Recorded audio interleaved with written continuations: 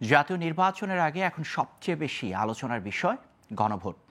জুলাই সনদ বাস্তবায়নকে সামনে রেখে জাতীয় ঐক্যমত্য কমিশন বেশ কিছু প্রস্তাবনা জমা দেওয়ার পর দেশব্যাপী তৈরি হয়েছে রাজনৈতিক তর্ক বিতর্ক। সবচেয়ে বড় দ্বন্দ্ব, কখন কিভাবে হবে এই গণভোট। রাজনৈতিক দলগুলো যখন মুখোমুখি, তখন যারা এই ভোট দিবে সেই জনতা কি ভাবছে গণভোট নিয়ে, বিস্তারিত জানবার চেষ্টা করেছেন সহকর্মী আওলাদ বাবলু। যে কোনো নির্বাচনে ভোটারের সামনে থাকে প্রার্থী, প্রতীক কিংবা দলীয় পরিচিতি, কিন্তু গণভোটের ক্ষেত্রে এসব থাকে না।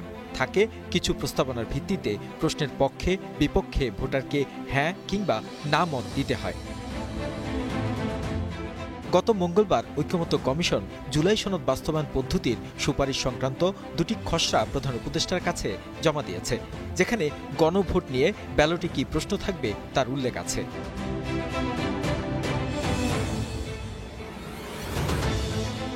তবে এই প্রশ্ন এক ধাঁধা জনতার কাছে। দেশের প্রায় ১৩ কোটি ভোটারের বিশাল অংশই খেটে খাওয়া মানুষ। তারা বোঝে জাতীয় নির্বাচন আর কেন্দ্রে গিয়ে ভোট। তারা বোঝে না সংবিধানের জটিল সংস্কার।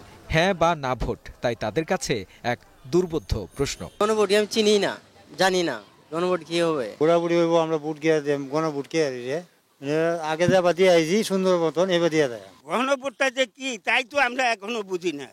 ভোট দিব কি মার্কাকু না না না জেনে কোনো ভোটে অংশগ্রহণ করতে চাই না। আসলে কি গণভোটের যে বিষয়টা আমাদের সামনে আসছে, এই বিষয়টা সম্পর্কে আসলে আমরা ভালোভাবে অবগত না। প্রত্যেককে জানানো উচিত যে এটা হচ্ছে এই জন্য আমরা হ্যাঁ ভোট নিচ্ছি বা না ভোট নিচ্ছি। খুব বেশি দূরে নয় সংসদ নির্বাচন, তাই এমন সময় গণভোটের যৌক্তিকতা দেখছে না সাধারণ মানুষ।